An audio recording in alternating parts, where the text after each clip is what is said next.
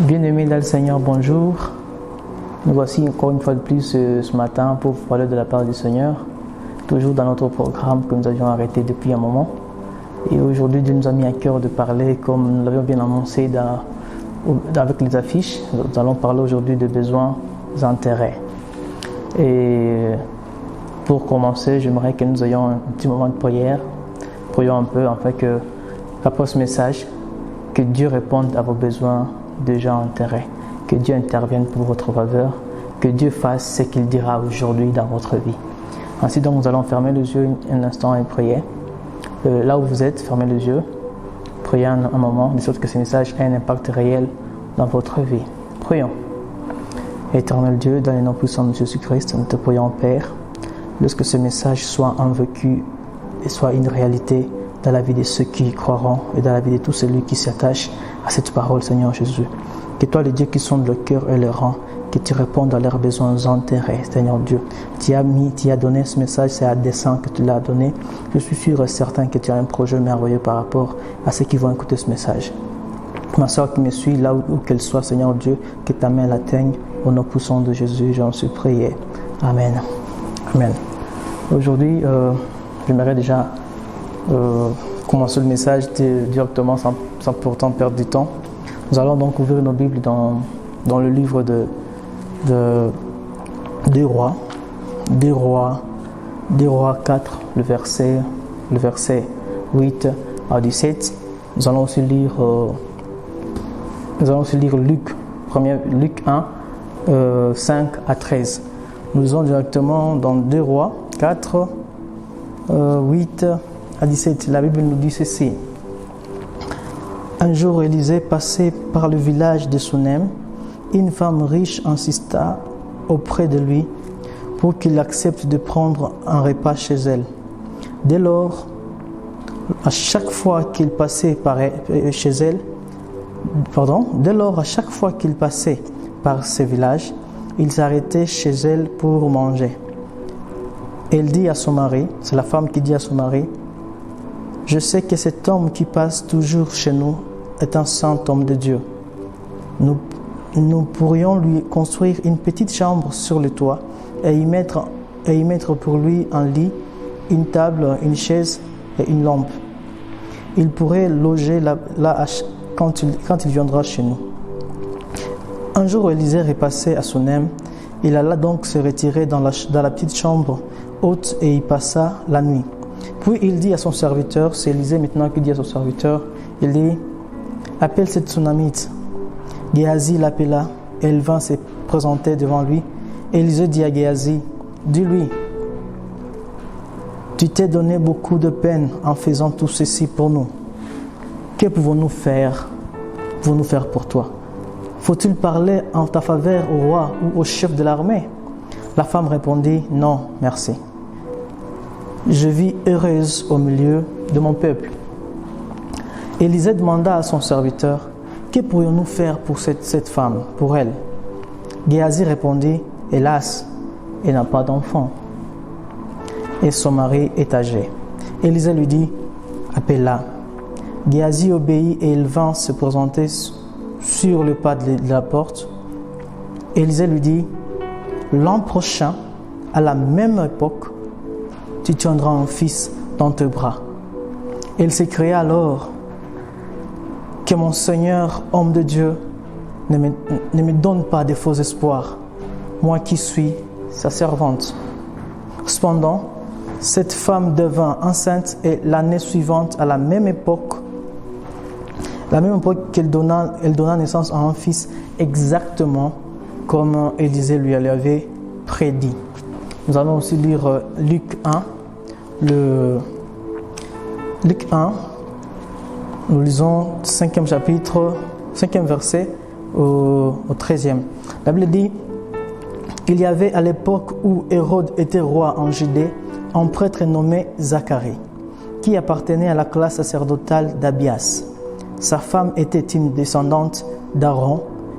Elle s'appelait Élisabeth. Tous deux étaient justes aux yeux de Dieu et observaient les commandements et toutes les lois du Seigneur de façon irréprochable. Ils n'avaient pas d'enfants car Élisabeth était stérile et tous deux étaient âgés et très âgés et avancés en âge. Un jour, Zacharie assurait son service devant Dieu. C'était le tour de sa classe sacerdotale. Suivant la coutume de prêtre, il avait été désigné par le sort pour entrer dans les sanctuaires du Seigneur et y offrir l'encens. La Bible dit, à l'heure de l'offrande de parfum, toute la multitude du peuple se tenait en prière à l'extérieur. Tout à coup, un ange du Seigneur lui apparut debout à droite de l'autel du parfum. Quand Zacharie le vit, il en fut bouleversé. Et la peur s'empara de lui. Mais l'ange de Dieu lui dit, « N'aie pas peur, Zacharie, car Dieu a entendu ta prière. Ta femme Élisabeth donnera un fils, tu l'appelleras Jean. » Alléluia.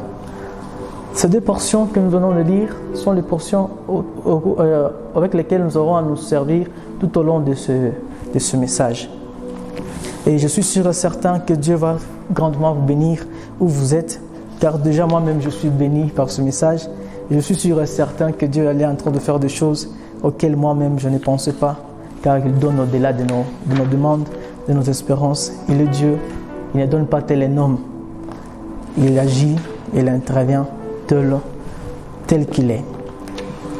Comme je vous le disais, aujourd'hui nous parlons de besoins d'intérêt. Vous savez, un besoin, c'est la privation de quelque chose qui est nécessaire. Et tout homme, qui qu'il soit, a des besoins. Vous savez, les besoins n'ont pas d'âge. Les besoins n'ont pas non plus de classe sociale. Que vous soyez grand, que vous soyez petit, que vous soyez élevé socialement parlant, vous avez aussi des besoins d'une manière ou d'une autre.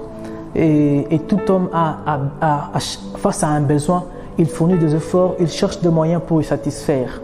Et lorsque l'homme ne parvient pas à satisfaire un besoin, il naît en lui comme une frustration. Il naît en lui comme un sentiment de peine, un sentiment une sorte de peur en lui. Vous savez, qui que vous soyez, lorsque vous avez un besoin que vous n'arrivez pas à satisfaire, il naîtra en vous une frustration par rapport à cette non-satisfaction de ce besoin. Ainsi donc, les gens différemment parlant et de différentes manières, ils développent des méthodes de réaction pour répondre ou bien répliquer à cette frustration qu'ils ressentent du fait de ne pas avoir satisfaction à leur quelconque besoin. Ainsi, le psychologue classe certaines réactions que les gens peuvent prendre lorsqu'ils subissent une frustration liée au fait de ne pas avoir satisfaction à leurs besoins. Je vais donc essayer d'en donner deux ou trois afin de nous faire comprendre en quoi consistent réellement les besoins d'intérêt. Comme je le disais, lorsqu'une personne est face à un besoin qui ne sait pas satisfaire, il développe une certaine frustration. Et à cette frustration, une personne à une autre y répond différemment. Ainsi donc, il y a, selon les psychologues, on différencie plusieurs réactions qu'une personne peut avoir face à cette frustration, notamment l'identification. L'identification, cela consiste en fait, c'est lorsqu'une personne ne sait pas satisfaire à un besoin qu'il ressent, il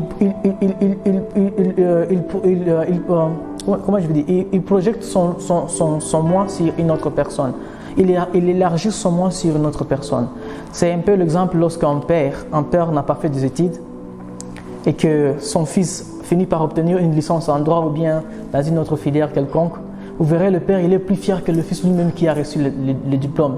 Vous verrez, le parent, il est plus fier que celui qui a réussi. En fait, c'est pas que lui a reçu, mais du fait que lui il a échoué, il n'a pas pu obtenir une licence, alors il se voit avoir obtenu la licence dans le chef de son fils. Donc il se voit licencié déjà parce que son fils l'est. C'est plus fréquent dans la société, vous savez. Vous verrez quelqu'un, il a un frère, il est gouverneur, lui il n'est rien du tout de la société, mais il se vante comme si c'était lui qui était le gouverneur. Il est plus fier du gouverneur lui-même en question. J'en ai connu quelqu'un qui avait un frère ministre. il était plus fier que les ministres eux-mêmes. Donc, à chaque fois qu'il parlait, il ferait référence à son frère. À chaque fois qu'il parlait, il disait, moi, mon frère, c'est un ministre. Mon frère, c'est un ministre. Chez nous, on est grand. En fait, lui, il n'est pas grand, mais il a un frère qui est grand. Du coup, il s'identifie à lui. Tout ce que lui, il vit, il aimerait être quelqu'un dans la vie, il n'a pas pu l'être. Alors, son frère qu'il est, il se voit en lui. C'est un mécanisme que les gens prennent, qu'on identifie en psychologie comme l'identification. Il y a aussi un autre mécanisme que les gens peuvent prendre, différentes autres personnes, notamment l'amoindrissement. L'amoindrissement consiste au fait que lorsqu'une personne n'arrive pas à réaliser un objectif, à atteindre un objectif, ou bien à accomplir une action quelconque, qu'est-ce qu'il fait? Pour se soulager, ou bien pour se sentir moins nul, qu'est-ce qu'il fait? Il s'attelle à amoindrir le mérite des efforts des autres. Et c'est un problème sérieux, c'est un problème vraiment psychologique. Vous verrez quelqu'un, il s'est lancé par exemple, il se lançait dans... On le voit souvent à l'université, vous savez, quand j'étais encore étudiant, parfois il nous arrivait de voir ça. Vous verrez après les résultats, les gens ont réussi, d'autres ont échoué. Vous verrez une fille vous dire, quand elle a échoué, elle commence à expliquer la réussite des autres par le fait qu'ils seraient peut-être des femmes de faible moralité, selon quoi ils auraient eu à avoir des relations louches avec le professeur. Ce qui n'est pas toujours évident, mais c'est un problème, quoi. Donc, il souffre du fait qu'il n'a pas réussi. Alors, pour se sentir à l'aise, il préfère anéantir ou bien rendre nul les efforts des autres, le mérite des autres. C'est notamment aussi dans les ministères. Parfois, on voit des gens, il s'est lancé dans les ministères, ça n'a pas marché. Du reste, il a fini par abandonner. Et après un temps, à chaque fois qu'il voit quelqu'un qui progresse, qui évolue dans le ministère, voilà, il les traite de francs-maçons, il les traite soit de satanistes. Ce n'est pas évident que tout celui qui réussit est sataniste. Pourquoi lorsque vous échouez, vous dites que non, on est à l'école de Dieu, Dieu est à terre de nous apprendre. Mais lorsque quelqu'un d'autre réussit, lui il devient sataniste. Ce n'est pas normal. Et là vous verrez les gens commencer à dire, vous savez, tout ce qui brille n'est pas de l'or. Il est vrai que tout ce qui brille n'est pas de l'or, mais l'or aussi brille, non? Ce n'est pas parce que vous avez échoué que tout celui qui réussit a dû faire un pacte avec le diable. Non. Ce n'est pas parce que chez vous ça n'a pas marché que tout celui qui essaie d'évoluer dans son domaine, il a dû faire un pacte avec le diable. Ce n'est pas évident.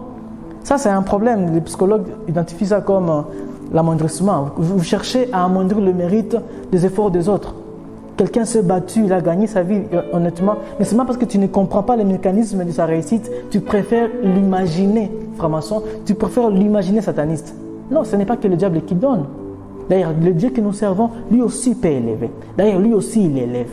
Arrêtez de comprendre le échec, mais lorsque la réussite vient, là, vous vous imaginez sataniste. Non.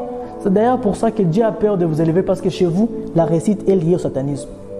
Du coup, Dieu craint que s'il vous bénit, vous risquez de croire que vous êtes devenu un sorcier inconscient. Arrêtez de croire seulement que c'est dans le mauvais sens que les belles choses peuvent apparaître. Non, le Dieu que nous servons, c'est aussi un Dieu qui agit. Lorsque quelqu'un donne une prophétie, il agit dans un domaine de manifestation, ce n'est pas à dire qu'il a touché les grilles. Non, le Dieu que nous servons, il le fait. Élisée l'a fait. Et nous continuons à le faire parce que le Dieu que nous servons, il est le Dieu fidèle. Il a été dans le temps et il demeure aujourd'hui. Donc arrêtez cette tendance-là à anéantir les efforts des autres et à anéantir la réussite des autres, parce que vous, ça ne marche pas. C'est en apprenant à apprécier la réussite des autres que Dieu aussi se souviendra de vous. Arrêtez d'anéantir les efforts des autres. Ce n'est pas bien. C'est vraiment un problème psychologique. Vous ne savez pas d'où vient la personne, vous ne savez pas ce qu'il a fait, mais directement vous l'indexez de féticheur. Non, ce n'est pas évident. D'ailleurs, chez les juristes, ils disent que les doutes profitent à l'accusé. Dès qu'il y a un doute, on présume qu'il est dans le bon. Mais vous, avant même qu'il y ait doute, déjà vous l'indexez de féticheur. Ce n'est pas sérieux. C'est un problème. Apprenez à voir le bon côté des choses. Ce n'est pas forcément dans le mauvais sens que les gens s'en sortent. Et le troisième mécanisme qui pourra bien nous expliquer en quoi consiste le besoin d'intérêt, c'est le mécanisme du refoulement. C'est le refoulement. Vous savez, avec le refoulement ici, la personne se rend compte qu'elle ne peut pas satisfaire un besoin. Il se rend compte que, vu la réalité actuelle, il ne peut pas arriver à un besoin quelconque. Il ne peut pas arriver à la satisfaction des besoins quelconques. À la place, qu'est-ce qu'il fait? Il refoule ses besoins. Il rejette dans l'inconscience ces besoins-là. Vous verrez quelqu'un, il a besoin d'une chose, mais lui-même n'en a plus conscience. Ça, c'est le refoulement. C'est à cela que s'identifient les besoins d'intérêt. Les besoins d'intérêt sont des besoins pour lesquels vous avez eu à fournir des efforts durant le temps passé, durant des années, mais ça n'a pas marché. Du reste, tu as eu à entrer dans des retraites, tu as eu à prier, tu as eu à donner des offrandes, comme on a l'habitude de le voir très souvent. Lorsque les choses ne marchent pas, vous voyez, les gens parfois des gens venir me dire non, vous devez donner une offrande. Je vais bien, c'est biblique, c'est fondé par moment. Mais ce n'est pas à tous les coups que Dieu nécessite forcément une offrande pour qu'il agisse, vous savez. Mais vous verrez parfois quelqu'un, il a un besoin donné, il a donné de l'offrande, mais ça ne marche pas. Et vous le verrez, vous dites, quelqu'un d'autre viendra et dira, non, ton problème nécessite une prière de jeûne. Tu as déjà fait de jeûne. D'autres te dira, non, pour toi, il faut une prière en marathon. Tu as déjà fait de marathon en prière ici au collège et tu reviens de marathon en prière, mais ça ne marche pas. Quelqu'un te dit, non, moi je pense que pour ton problème, il te faut forcément la prière de montagne. Du reste, tu as déjà fait des visitations de montagne ici au milieu, que tu connais toutes les montagnes du milieu. Et d'ailleurs, c'est avant-hier que tu reviens de la dernière montagne où tu as été. Mais les choses ne semblent pas changer. Quand on a vécu de telles choses, on finit par refouler le besoin en question. Tellement les années passent, tellement les choses ne semblent pas changer, inconsciemment, tu finis par renoncer à un besoin. Tu te dis que ceci ne peut pas avoir solution, ne peut pas trouver solution. C'était un peu le cas de la dame, dont question la Sunamite. Elle n'avait pas d'enfant, mais il y a eu un temps où elle avait besoin d'enfant, au point que les choses n'ont pas marché, à un point qu'elle ne savait plus qu'elle avait besoin d'enfant. Même si vous la demandiez si elle a besoin d'enfant, elle ne saurait pas le dire. Elle ne s'en rendait plus compte. Peut-être que c'est ton cas.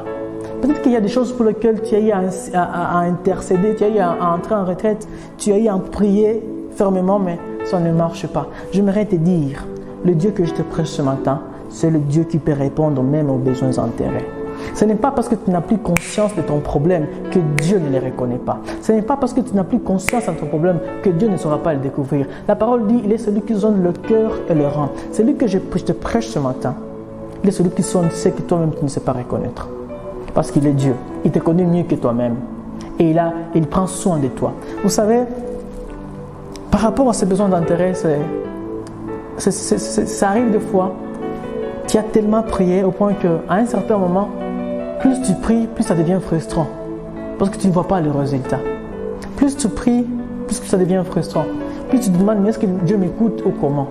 J'aimerais te dire, le Dieu que nous prions, il écoute certainement. Mais il y a une autre chose à faire.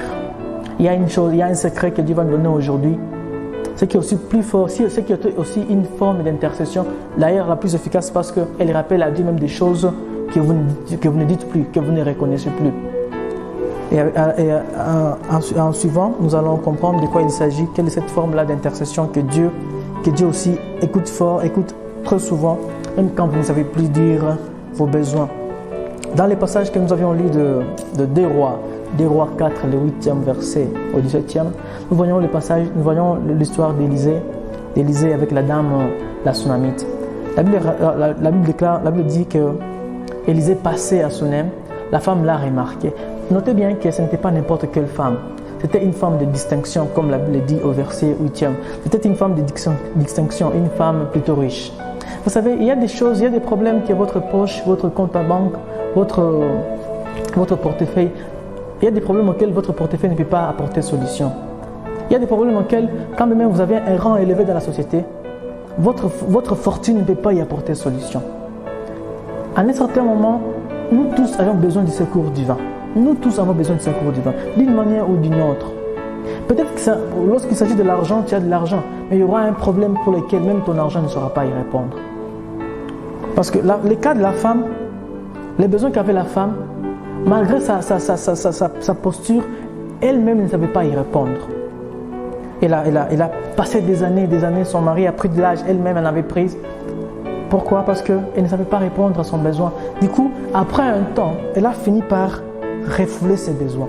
Elle a fini par se dire que moi, je ne veux plus d'enfants. Elle n'en voulait plus. En fait, elle se disait qu'elle n'en voulait plus.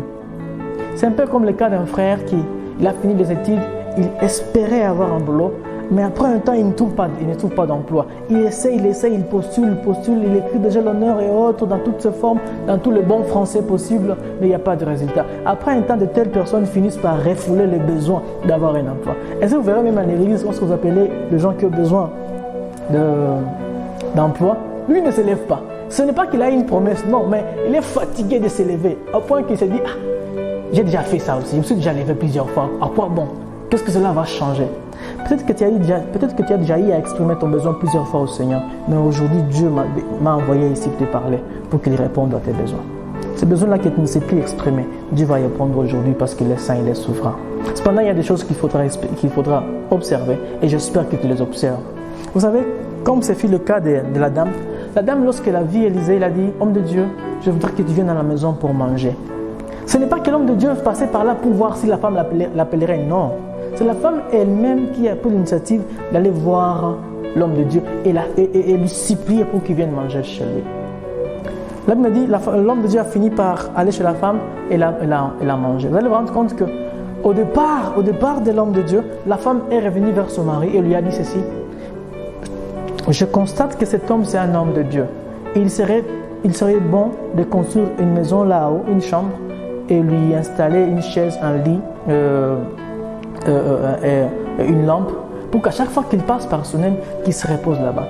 Vous allez vous rendre compte que plus le temps passait, plus la femme se rendait plus utile et serviable par rapport à l'homme de Dieu. Pendant que l'homme de Dieu ne lui demandait rien. J'aimerais te poser la question. Toi, lorsque tu sers Dieu, tu t'attends à quoi? Vous savez, la femme ne cherchait pas à acquérir les crédits de l'homme de Dieu, non. Elle ne le faisait pas avec des arrière-pensées, non. Mais toi, lorsque tu sers Dieu à l'église, tu le fais avec quelle intention? Vous savez, la femme n'avait pas dans son esprit cette tendance-là que nous voyons aujourd'hui avec nos frères et les jeunes, mais que bien que tout le monde, la notion là de donnant. Lui, il donnait, il servait Dieu sans rien attendre en retour. Vous savez, parfois Dieu attend que vous arriviez à le servir, à être fidèle dans le service, sans que vous ayez forcément une liste de requêtes que vous avez en cachette, que vous voudrez qu'il réponde. Vous savez, la grâce de Dieu ne se marchande pas. Dieu ne marchande pas à son secours. Il est Dieu. Elle me dit une chose, que la femme va insister pour que l'homme de Dieu passe par chez lui et qu'il y vive. Ce n'est pas comme si elle visait quelque chose, non. Elle a fait juste comme ça. Mais aujourd'hui, qu'est-ce qu'on ne voit pas dans notre communauté, dans notre société? Tout ce que vous faites pour Dieu, c'est déjà calculé. Lorsqu'on voit l'intercession, c'est sur base d'une requête qui vous hante. Lorsque vous priez pour quelqu'un, c'est parce que vous calculez après une certaine faveur. Arrêtez de faire ça. Soyez disponible pour Dieu, même lorsque vous n'avez rien de prévu pour l'exprimer comme demande. Parfois, Dieu attend ça de vous. Et c'est une forme d'intercession vraiment efficace. La femme, elle était satisfaite dans sa vie, ayant de quoi se nourrir, de quoi vivre, mais n'avait pas d'enfant. Mais à chaque fois qu'elle servait l'homme de Dieu, c'était sans arrière-pensée de formuler une quelconque demande. Vous allez vous rendre compte que dans le chef de la femme, il n'y avait pas d'arrière-pensée. J'aimerais te dire ceci, mon frère, ma soeur. Le Dieu que nous servons, il est grand, vous savez, il est honnête. Et il voit même lorsque nous ne lui faisons pas voir quoi que ce soit. Vous savez, par moments, Dieu attend, par moments, le fait de servir Dieu sans rien attendre en retour, rend Dieu incapable de continuer à jour de votre service sans rien donner en retour. Vous allez vous rendre compte que lorsque l'homme de Dieu était venu chez la femme, dans la chambre, il est devenu troublé. La femme n'avait rien dit, mais il est devenu troublé. Il n'avait plus à dormir, il est devenu troublé. La Bible dit, il va dire à son serviteur Géasi, appelle-moi la femme. Je ne comprends pas, mais pourquoi elle se donne tant de peine? Il faut qu'on réagisse. Qu'est-ce qu'on peut faire pour elle? Appelle-la. L'homme de Dieu va demander à l'homme, va dire à Géasi de demander à la femme qu'est-ce qu'on peut faire pour elle. La femme dira, non, je vis au milieu de mon peuple, je n'ai pas de problème. Comme pour dire, je suis bien comme ça, je suis satisfaite. Elle n'avait plus conscience qu'elle avait besoin d'enfants.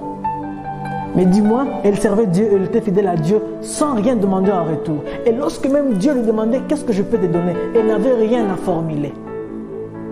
Elle n'avait rien à formuler. Mais toi, tu ne fais rien pour Dieu, mais tu n'as que des formulations de demandes. Cette femme n'avait aucune formulation de demande, mais elle était disponible pour servir l'homme de Dieu. Au point que l'homme de Dieu ne savait plus se contenir. Il ne pouvait plus supporter de vivre les faveurs de cette femme sans qu'il ne réagisse. Vous devez arriver à servir Dieu au point que Dieu devienne troublé dans son chef. Vous savez, Dieu est fidèle par nature. Seul Dieu est fidèle par nature. L'homme l'est par effort. Lorsque l'homme fait preuve de fidélité, c'est un effort qu'il fournit. Alors, à chaque fois que l'homme fournit cet effort, Dieu devient troublé parce que seul Dieu est censé avoir ce mérite d'être fidèle. Alors, lorsque tu fais preuve de fidélité, Dieu est censé retourner l'ascenseur car c'est à lui d'avoir le mérite de Dieu fidèle. Mais lorsque vous venez à Dieu, c'est toujours avec des formulations derrière. Soyez fidèles à l'Éternel, même quand vous n'avez rien à demander. Et vous verrez Dieu répondre aux besoins pour lesquels vous n'avez rien formulé comme demande, car il vous connaît mieux que vous-même. La femme dira à l'homme de Dieu, je n'ai pas de besoin, je vis bien en tout cas au milieu de mon peuple. L'homme de Dieu aussi va dire à son serviteur va dire à l'homme de Dieu, mais la femme n'a pas d'enfant. C'était un besoin que la femme avait fini par ignorer. C'était tellement pénible que parler d'enfants, c'était devenu, on dirait, en tout cas un sujet à éviter. Et l'homme de Dieu va demander à son serviteur Géasi de rappeler la femme, vous allez vous rendre compte que l'homme de Dieu n'a plus demandé à la femme, est-ce que tu veux un enfant? Non. L'homme de Dieu a dit, l'année prochaine, à la même période, tu embrasseras un fils. Il y aura des choses que Dieu te donnera sans te demander ton avis parce que tu as été fidèle à lui sans rien demander. Ta fidélité poussera à Dieu de t'accorder des choses que tu ne sais plus demander parce que tu n'y espérais plus. Mais le Dieu qui est fidèle par lui-même, il va te donner sans demander ton avis. Et le résultat fera ta joie. La Bible me dit une chose, la femme va y renoncer.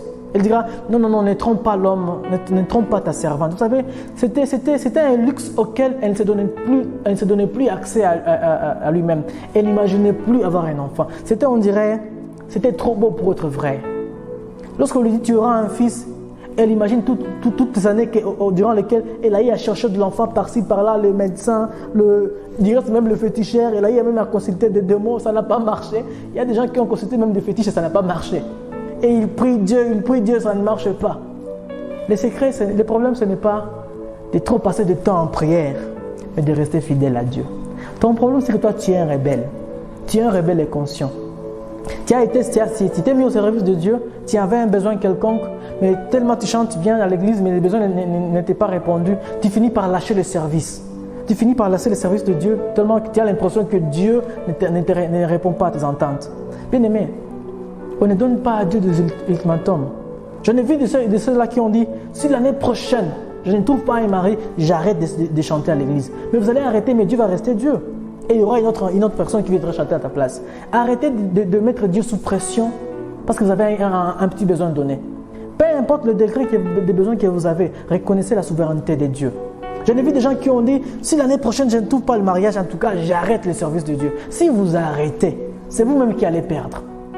Du reste, Dieu était Dieu avant qu'il vienne de commencer le service. Vous allez arrêter le service, Dieu restera Dieu. C'est vous qui avez intérêt à rester attaché à lui. Arrêtez de faire de vos efforts une contrepartie de la part de Dieu. Non. Laissez Dieu lui-même trouver impossible de se contenir sans qu'il ait répondu à votre besoin. Et s'il faut paraphraser, il faut toucher un peu le cas de Zacharie. Là, il me dit, Zacharie et sa femme, ils étaient honnêtes, sincères et fidèles dans le service. Vous savez, ils étaient fidèles à Dieu, mais ils n'avaient pas d'enfants. Arrêtez de croire que tous ceux qui ont des problèmes, qui ont des manques sur un point donné, c'est qu'ils ont des problèmes avec Dieu. Non.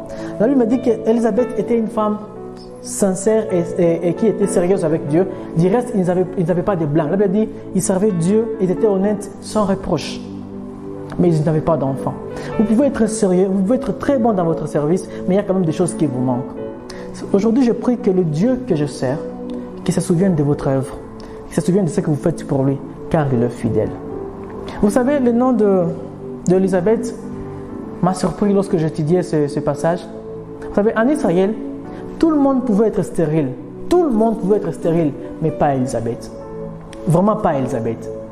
La Bible dit, plutôt, l'essence du nom Élisabeth. L'essence du nom Élisabeth signifie le serment de Dieu. Or, dans Deutéronome 7, les versets 12 à 14, Dieu avait fait serment que si vous restez fidèles à moi, si vous observez ma voie, il n'y aura point de stérile. C'est le verset 14, il dit, par serment, il dit, il n'y aura point de stérile en Israël, ni d'hommes pas même de bêtes qui avortent. Mais Élisabeth, elle, en son compte, lui, n'avait pas d'enfant. Alors, à chaque fois qu'on appelait Élisabeth, Dieu se souvenait de ce qu'il avait dit. Du reste, son mari Zacharie signifie Dieu se souvient. Vous savez, Dieu devait forcément assumer sa parole, accomplir ce qu'il a dit, car il est fidèle. Élisabeth n'avait pas d'enfant, mais elle était fidèle. Ce n'est pas comme si elle était fidèle pour que Dieu lui donne de l'enfant, non. Lui donne l'enfant, non. Mais elle était fidèle malgré le fait qu'elle n'avait pas d'enfant. Et Dieu a vu sa fidélité. Il est revenu répondre à un besoin auquel il n'exprimait même pas. Lorsqu'on a dit à Zacharie qu'il aura un fils, il ne pensait même pas exprimer une demande quelconque. Il a reçu des choses qu'il ne demandait plus parce qu'il a été fidèle même quand Dieu ne faisait rien dans sa vie. Apprenez à rester fidèle à Dieu. Apprenez à le servir même quand vous êtes en manque. Apprenez à le servir même quand vous avez des choses qui vous manquent. Le Dieu que nous servons, le Dieu que je te prêche ce matin, il est le Dieu qui saura lire et sonder ton cœur. Des choses auxquelles tu n'espérais plus, des choses auxquelles tu ne pensais plus avoir accès. Il te les donnera. Parce que le Dieu, peu importe le temps, il est celui qui coordonne le temps et les circonstances. Le Dieu que je te prêche te connaît mieux que toi-même et il veut ton bonheur. J'aimerais prier pour toi qui es fidèle à Dieu. J'aimerais pour toi qui reste dans le service malgré le fait que tu as des besoins non encore répondus. Que le Dieu que je prêche ce matin, qui se souvienne de vos besoins enterrés afin d'honorer sa parole et d'honorer ce serment tel qu'il a donné dans Deutéronome 7, les versets 12 à 14. Nous allons prier un instant afin de sceller cette parole et que le Dieu que je prêche touche et réponde à tes besoins auxquels tu ne peux plus. Lorsqu'on t'appelle, on te demande d'en parler, tu n'as plus le courage de les dire. C'est ces besoins-là dont je vais prier. C'est pour ces besoins-là pour lesquels je vais prier. C'est le besoin pour lequel tu ne parles même plus, dont tu ne fais même plus mention. C'est à ces besoins-là que je vais prier dans ta vie. Que le Dieu que je sers s'en souvienne au nom puissant de Jésus-Christ. Nous allons prier. Éternel Dieu, le Dieu des souvenirs, le Dieu qui prend en acte et en compte les efforts de ses enfants, le Dieu qui ne supporte pas des jours de service de ses enfants sans qu'il n'ait rien fait en retour, le Dieu qui apprécie les efforts de ceux qui le servent, le Dieu que je sers, le Dieu qui m'a appelé, le Dieu qui me connaît et le Dieu qui sait le pourquoi de ce message. Je prie pour mon frère, ma soeur qui m'a suivi aujourd'hui, Père. Elle a des besoins qu'elle ne sait plus exprimer au-delà du fait qu'elle demeure fidèle à toi. Père éternel, aujourd'hui, ce matin, souviens-toi de ses besoins. Même lorsqu'elle n'en a plus conscience, aujourd'hui, souviens-toi d'elle. Au nom puissant de Jésus-Christ, qu'il y ait un témoignage que le Dieu que nous servons, que le Dieu que nous avions prêché ce matin a répondu aux besoins auxquels il ne pense plus. Si c'est une malade pour laquelle il ne prie plus, si c'est une situation physique pour laquelle il ne prie plus, tu as mesure de guérir le diabète, tu as mesure de guérir le sida, peu importe de quoi il s'agit. Du reste, ta parole me dit que ton nom a été élevé au-dessus de tous les noms. De ce fait, je crois que tout ce qui se nomme est soumis à toi. Le diabète porte un nom, le sida porte un nom, le célibat porte un nom, le chômage porte un nom. Peu importe son problème, que ton nom, Père, intervienne. Au nom de Jésus-Christ, Père, qu'il y trouve solution. Que tu prennes en compte ses efforts dont il a fourni sans rien demander en retour. Éternel Dieu, le Dieu de mon appel, intervient et agit. Au nom puissant de Jésus-Christ, nous avions aussi prié. Amen. Que le Dieu que je sers vous bénisse et qu'il réponde à vos besoins enterrés au nom de Jésus-Christ. Amen. À la prochaine. Invitez tout le monde et partagez la vidéo et que le Seigneur vous bénisse. Amen.